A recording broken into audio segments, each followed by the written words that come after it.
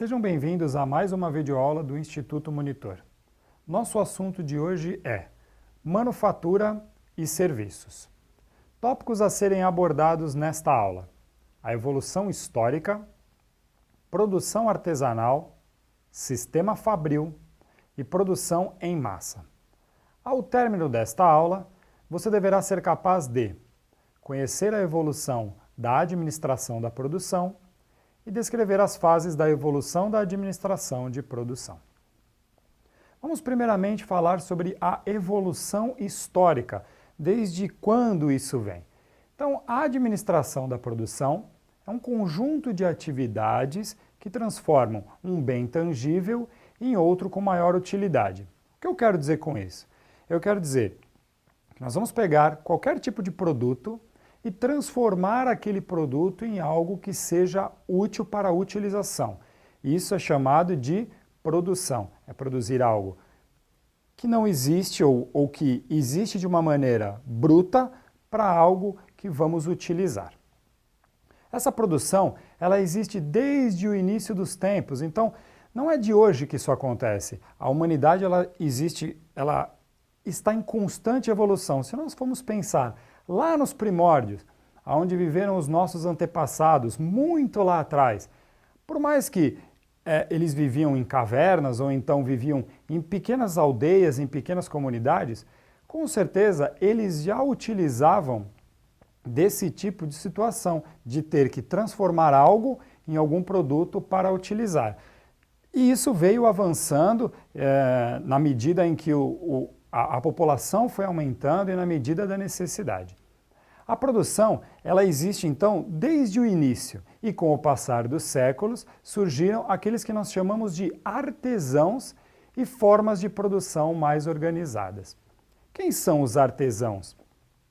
Artesãos são os primeiros chamados profissionais que utilizavam de habilidades específicas para criar algum tipo de produto. Hoje em dia ainda existem alguns artesãos, em número bem reduzido, mas antigamente eles eram essas pessoas que realmente conseguiam transformar algo bruto em algo específico. Para falar sobre a produção artesanal, ela foi muito predominante até o século XIX. Por que é muito predominante até o século XIX? Porque até lá a tecnologia, a energia, os transportes, eles eram muito obsoletos, eles eram muito poucos ainda, né? Eles estavam no começo. Então, até este século, tudo que era feito de maneira artesanal. As pessoas possuíam habilidades específicas. O que são habilidades específicas? Conseguiam transformar barro num vaso, conseguiam transformar uma madeira bruta num móvel. E eles conseguiam fazer isso do começo ao final. Isso era o que a gente chamava de artesanato. O artesanato existe ainda hoje? Existe. Se formos pensar, tem aquelas pessoas que ainda utilizam das próprias habilidades para criar algumas coisas, e algumas coisas que são específicas. Essas pessoas, na época, elas vendiam o que elas produziam. Então, na verdade, elas criavam e vendiam. O produto não era barato, porque ele era criado manualmente e, na maioria das vezes, por uma única pessoa, e também demandava um tempo. Não se criava como se cria hoje. Com o passar do tempo, isso criou uma produção, chamada de produção artesanal. A população começa a crescer e, quando a população começa a crescer, começa a querer consumir mais produtos. Para consumir mais produtos, então, eu preciso de uma produção maior. E o artesão, ele começa a não ter tempo para criar tudo. Como ele começa a não ter tempo para essa criação, então ele parte para contratar alguns novos artesãos. Só que para contratar estes artesãos, não era simplesmente ir na praça e contratá-los, não. Como eram trabalhos extremamente específicos, esses artesãos precisavam ser treinados. Então havia um treinamento longo e esse treinamento ele era muito bem supervisionado para esses novos artesãos. Eram pessoas que tinham que aprender a criar os mesmos objetos ou a criar os mesmos produtos que os artesãos criavam. Na maioria das vezes, o produto era feito do início ao fim pela mesma pessoa. Hoje em dia, nem sempre funciona assim. Vocês verão mais para frente que hoje em dia nós temos uma produção intercalada. Cada pessoa faz um processo, mas naquela época o produto ele vinha bruto na mão do artesão e o artesão o entregava completo. Era um sistema de produção muito minucioso, muito difícil e que tinha que ter um treinamento muito grande. O sistema industrial ele era conhecido como fundo de quintal. Por que fundo de quintal? Todas as pessoas não tinham uma empresa, elas trabalhavam no fundo da casa. Então morava-se, na maioria das vezes, na frente da casa e criava-se os seus produtos no fundo da casa e é por isso que vem esse nome, fundo de quintal. As primeiras empresas e indústrias tinham este nome. Produção artesanal. Com a evolução do artesanato, aumenta-se o número de pessoas que começam a trabalhar como artesão e aumenta o número de aprendizes e esses aprendizes começam a gerar o quê? Profissionais liberais. Quem são esses profissionais liberais? São profissionais que trabalham por conta. São profissionais que agora começam a trabalhar por si mesmo, não trabalham mais para aqueles artesãos iniciais, mas agora eles conseguem construir a sua própria empresa, o seu próprio sistema e começam a vender isso nos mercados. Os mercados que a partir do século XIX começam a gerar uma expansão muito grande. O que eles precisam fazer? Contratar familiares. Então as empresas elas eram feitas por familiares. Os familiares se reuniam e formavam uma indústria. Qual era o nome disso? Cabana. Esse sistema industrial familiar, onde trabalhava pai, mãe, tio, tia, filho e etc., foi denominado cabana. A partir daí começam a surgir alguns problemas. Por que alguns problemas?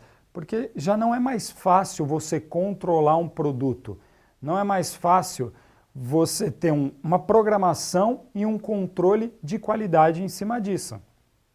Um maior número de pessoas trabalhando pode criar uma falta de padronização no produto. O produto agora ele não sai com o mesmo padrão como saía antigamente, porque cada pessoa começa a fazer de uma maneira. O treinamento diminui dentro das famílias, o que você aumenta é a produção.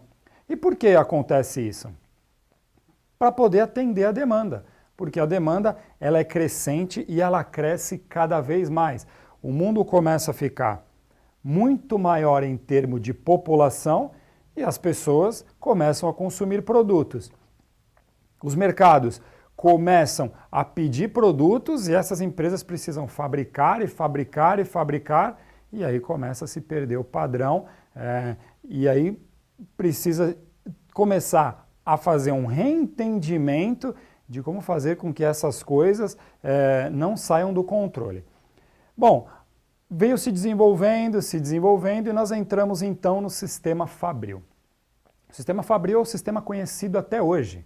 Ele foi desenvolvido, foi a partir do desenvolvimento da máquina a vapor, mais ou menos no início do século XVIII, e com esse desenvolvimento que se expandiu muito, principalmente na Inglaterra, o modo de se trabalhar então muda.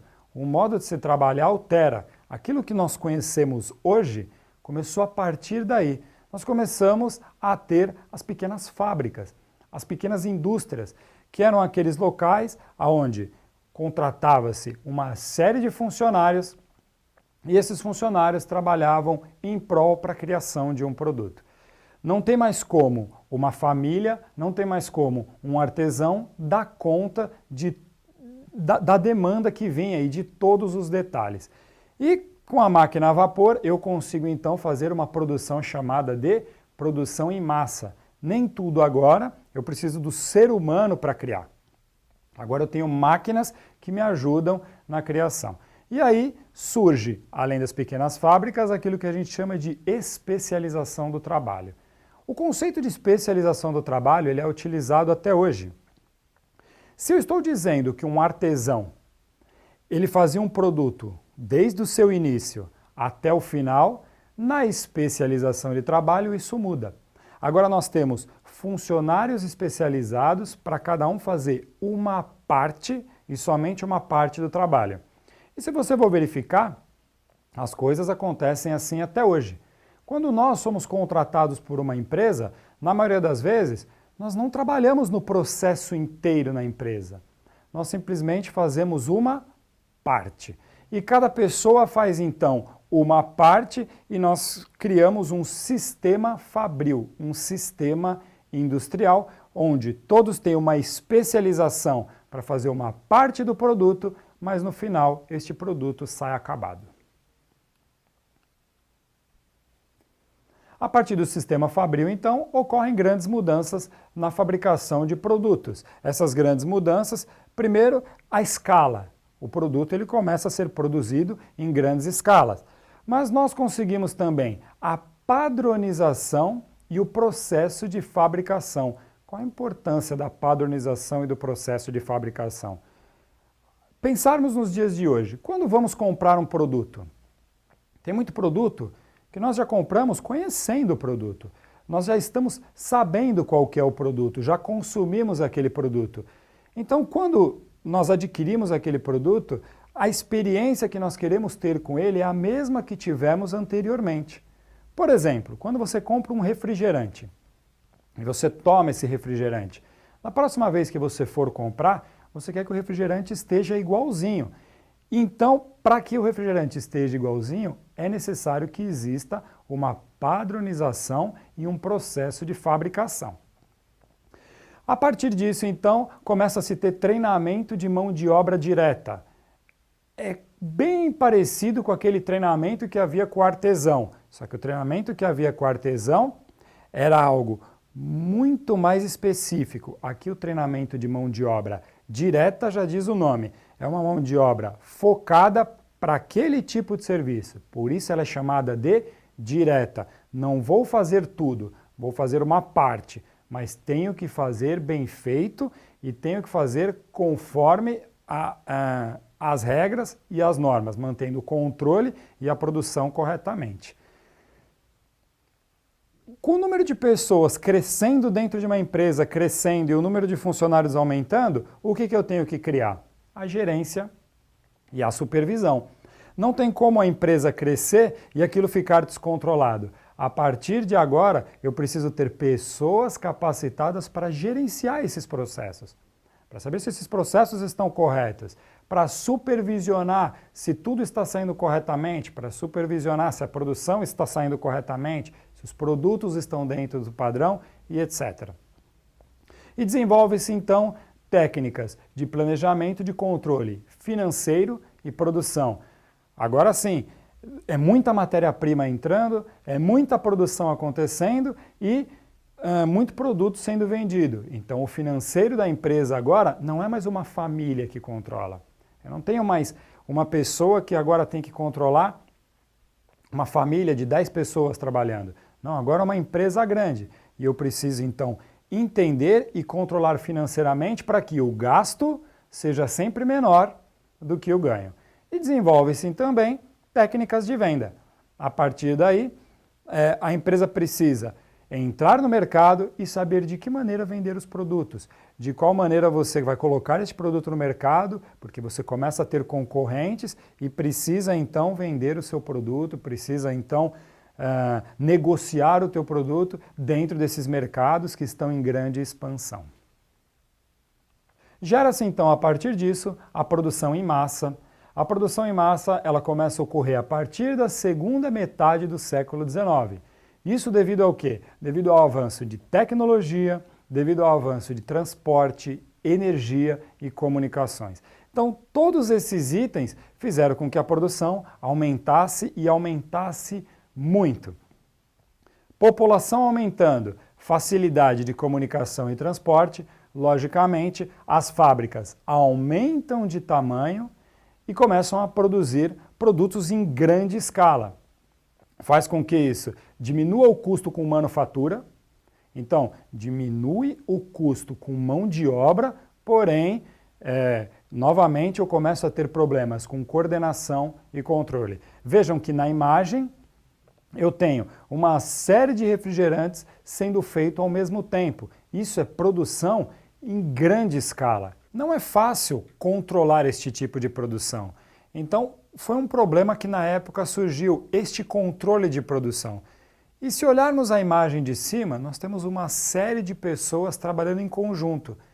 Também foi um problema no começo coordenar todas essas pessoas para trabalhar em conjunto, fazendo com que uma função de uma pessoa dependa da função da pessoa anterior.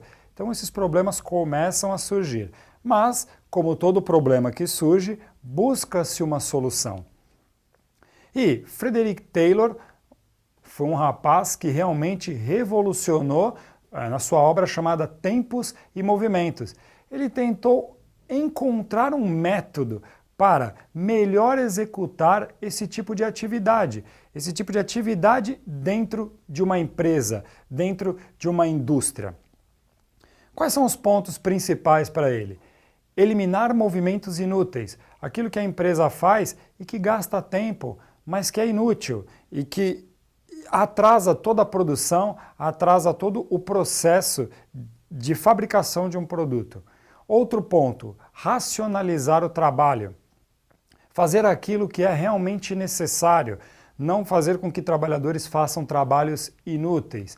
Outro ponto importante, medir o tempo necessário de execução. Sabendo o tempo necessário de execução de cada funcionário, consegue-se saber qual o tempo necessário de produção do produto de uma maneira geral.